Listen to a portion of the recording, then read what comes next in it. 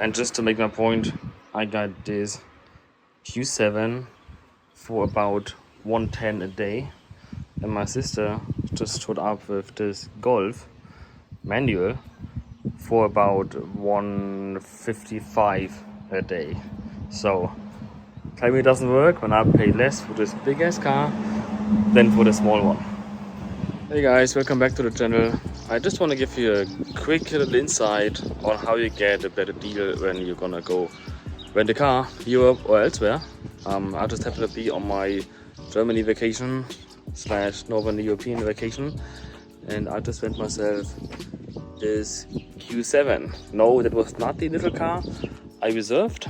The initial car was a Audi A4 with a wagon, so we call it a van, and that would have cost me about 1,500 something euro. So this time I applied a somewhat different strategy than last time.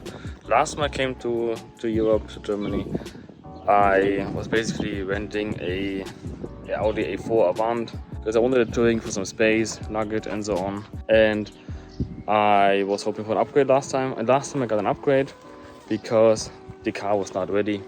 So they gave me a A6. That's fine. That is something you can always hope for. But this time that just didn't work out because the car was ready. But nevertheless, there ain't no A4. So why did I end up with a Q7 instead? Initially, I reserved a A4, and that would have cost me about 1,500 and some change euro. That is including a child seat and a abroad trip and all the insurance and stuff. Now I'm sitting in the Q7. I have to check. The trip is for 20 days. So I'm just gonna quickly run another reservation 20 days with the same specs, and then I see what a Q7 or similar would cost to get a price that I would have paid when reserving online before. What I did, I just reserved my A4. I was hoping for an upgrade. Didn't get it this time because the car was ready. However, I was offered to purchase an upgrade in store the day of pickup. And I was offered a X3, the M340, nice car, definitely better than a A4, but just for a little bit more, I was offered a Q7. So I was offered $30 extra charge a day for a X3 and $35 for a Q7. Hey, I take the Q7. It's, not that much more, but you get so much bigger of a car. So no brainer. So in the end, I paid 2,200 and some change for this Q7. So instead of paying 3,350 euro for a previous vehicle, I ended up paying 2,250, around that number. That's 1,000 euro savings.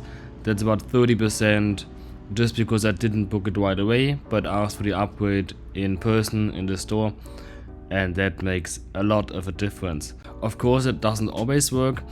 They need to have something that they can offer you, and it also has to work with your plans. But if it's a match, you will save quite some money this way. So if you're about to rent a car, maybe in the States, maybe for a trip, whatever, just if you rent it, go reserve what you would be okay with, the minimum, reserve that. And you hope for an upgrade in case the car isn't ready. And once you pick it up, just inquire how much an upgrade would be, what you would get. Of course you will pay extra for that then, but you will still save a lot in comparison to renting the bigger car right away. So I'm enjoying this very large Q7 with all the features and space as it has, rather than a A4. For of course a little bit more, but in perspective a lot less than just booking it right away.